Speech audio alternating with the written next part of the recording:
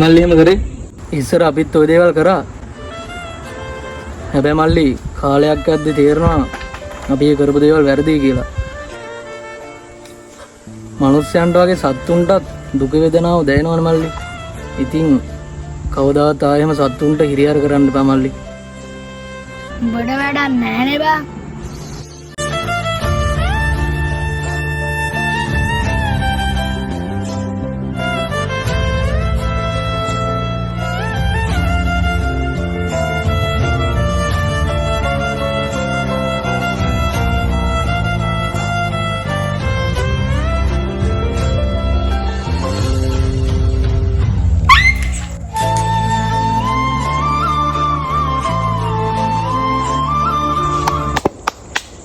ඒ යන්න උඩහ නොන්ඩි ඇවිල්ලා. අඩෝ නොන්ඩි යන්න පුළුවන්ද මම බෝල ගහන්න විශ්වුවා. මල්ලි මේ විහිළු කරන්න එපා. ඔය නොන්ඩි ගහලා බෝල ගහන්න බෑනේ. ඵලයන් බා. ඵලයන් බං බෝල ගහන්න දීලා. මේ එක්ක කකුල හොද කරන් වරින් බැරි වැඩ කරන්නේ නැතුව. ඔයා දාන්න මල්ලි බෝලේ.